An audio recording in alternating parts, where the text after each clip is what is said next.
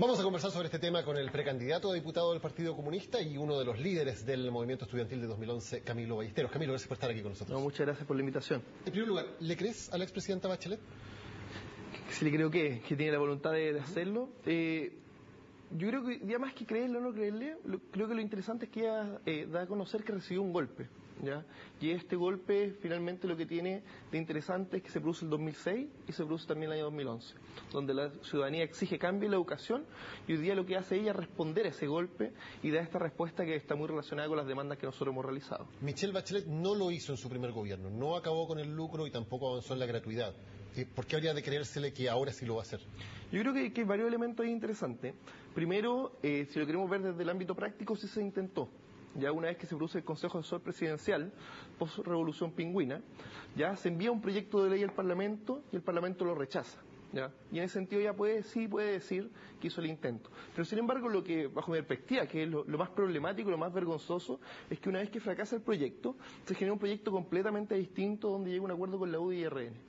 Entonces creo que ahí hay interesantes dos cosas. Uno, que se muestra la voluntad, que creo que es responsabilidad de quienes hemos exigido un cambio de educación, pero lo segundo es cuando ella dice que hoy día también estamos una mayoría en el Parlamento.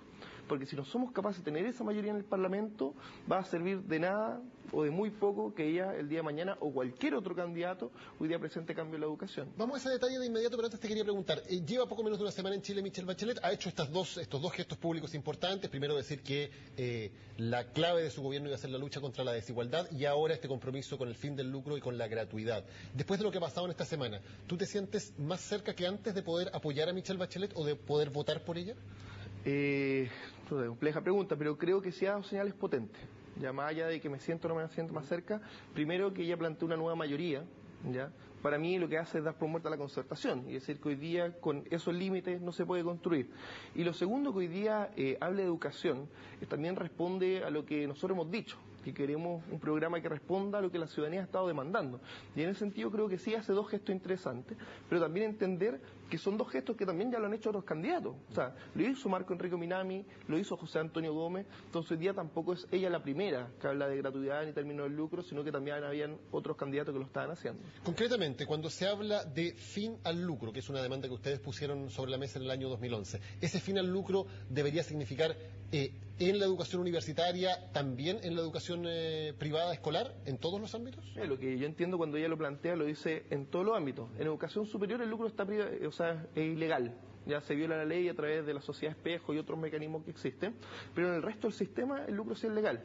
Yo creo que justamente hoy día parte de las problemáticas que tenemos es lo que ocurre en la enseñanza media, la enseñanza secundaria, donde existe lucro y eso termina mermando y generando mayor desigualdad. Y cuando Michelle Bachelet dice avanzar hacia la gratuidad en todos los niveles, ¿se debe entender eso también como lo que ustedes pedían, incluso, por ejemplo, universidad gratuita? Sí, de todas maneras. Yo creo que sí hay que reconocer que hay un avance. O sea, es importante que alguien que ya fue presidente ya reconozca, tal vez de manera indirecta, porque quizá no lo está diciendo, pero está reconociendo que cometió un error.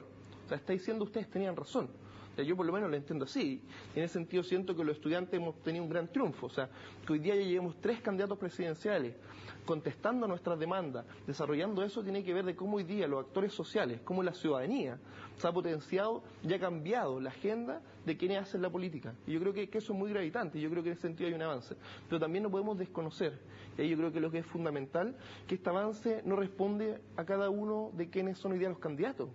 Los candidatos lo que están haciendo es responder a lo que la ciudadanía exige, y creo que eso es muy importante y que va a marcar un poco la pauta para el resto de las discusiones. Yo te puedo asegurar, bajo la lógica que ha demostrado Michelle Bachelet estos últimos días, que se les va a contestar a quienes hoy día tienen demandas medioambientales, quienes están hablando sobre participación ciudadana, de quienes hablan de una nueva constitución, porque creo que esa ha sido más o menos la lógica que ella ha estado instalando. Pero tú dices la ciudadanía exige, y lo que uno puede decir viendo lo que pasó, por ejemplo, en las manifestaciones del año 2011, pero al mismo tiempo la mayoría de las familias chilenas, cuando tienen que elegir la educación de sus hijos, eligen colegios subvencionados e incluso eligen colegios subvencionados con copago. O sea, no optan por la gratuidad, sino que optan por lo que ellos creen le entrega una mejor calidad de educación a sus hijos.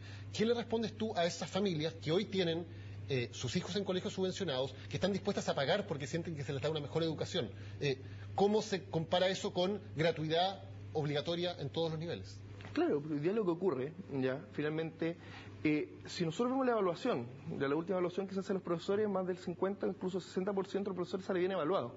¿ya? Pero el problema son los otros factores que tenemos en el proceso educativo. O sea, hay que entender cosas tan básicas que si no hay un buen desayuno, tiene menos glucosa un estudiante y el cerebro funciona con glucosa. O sea, hay un sinfín de factores que son relevantes. Y hoy día lo que ocurre lamentablemente es que el sistema público está deteriorado. No tiene suficiente financiamiento, no tiene buena infraestructura. Entonces hoy día... Por eso, perdón, ante esa realidad que es objetiva que tenemos hoy, ¿es la solución decir tiene que ser gratuita toda la educación y por lo tanto quitarle a las familias la alternativa que hoy tienen de escapar de ese sistema público que no funciona?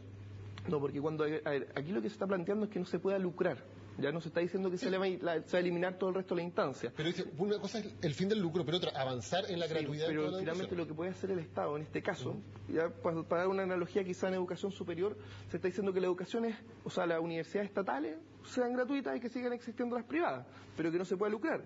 Y en este caso, ya si lo queremos ver en el ámbito secundario, van a seguir existiendo los liceos que ya son gratuitos, pero también se van a poder existir instituciones donde se pueda pagar, pero no se puede lucrar. O sea, en este caso la gratuidad ya existe en la educación secundaria.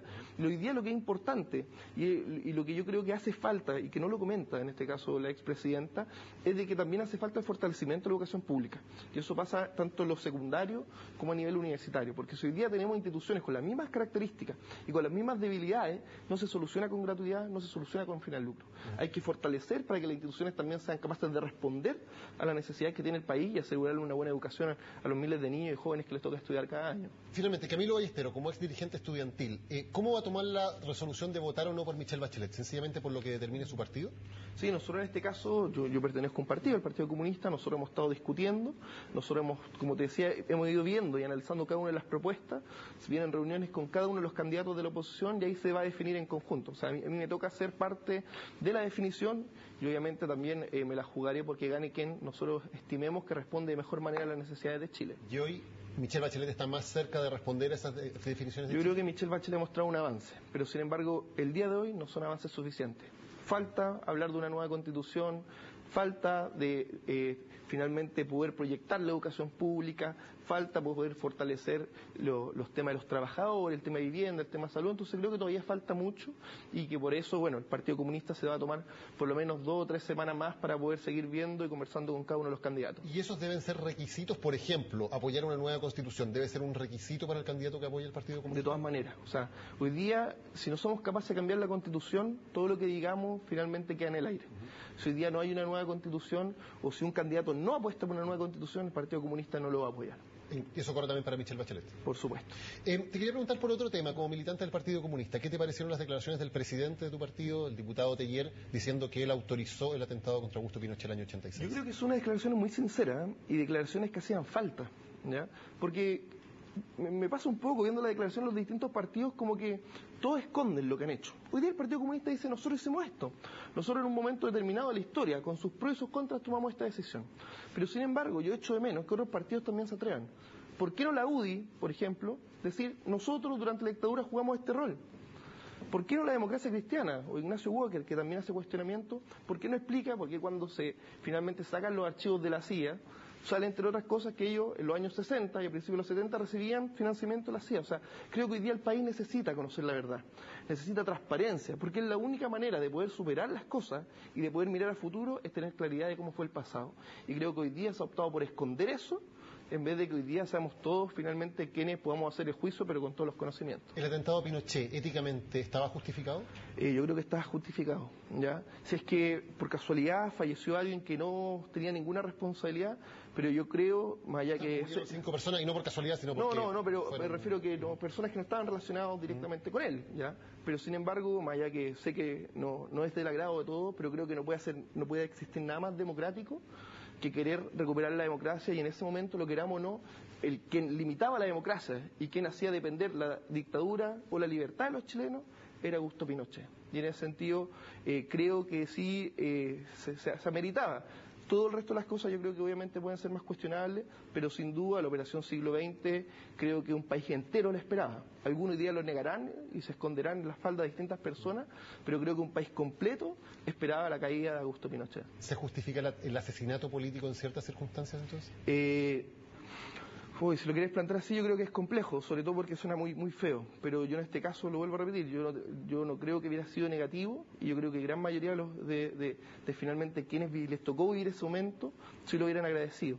Pero también lo interesante, y un cuestionamiento que quiero dejar, es que muchas de las acciones que tuvieron mejores resultados al Frente Patriótico Manuel Rodríguez fueron acciones que le sirvieron tremendamente a la dictadura, por casualidades, ¿ya? O sea, cuando sale Lynch, ¿ya? Y se produce al otro día el atentado del Frente Patriótico Manuel Rodríguez, yo no sé si le convenía más al Frente Patriótico Manuel Rodríguez o a la dictadura. A lo que voy yo es que también hay muchas acciones que finalmente fueron por producto de infiltración que hizo la misma dictadura y que la utilizó para poder finalmente eliminar a ciertas personas que habían decidido hablar sobre los degollados que se producen el día 29 de marzo, y así distintas cosas, donde finalmente la dictadura, bajo mi percepción, también realizó tarea a nombre del Frente Patriótico Manuel Rodríguez para poder eliminar personas que estaban estorbando. Pero Tellier decía que él, como responsable militar del Partido Comunista, autorizó también otros casos. ¿Crees que todas las acciones del Frente, incluidos, por ejemplo, secuestro de menores, estuvieron justificadas por no, yo creo que obviamente hay que evaluar. Yo creo que no hay que tener yo creo que el primer paso es ser transparente, o sea, decir nosotros realizamos esto.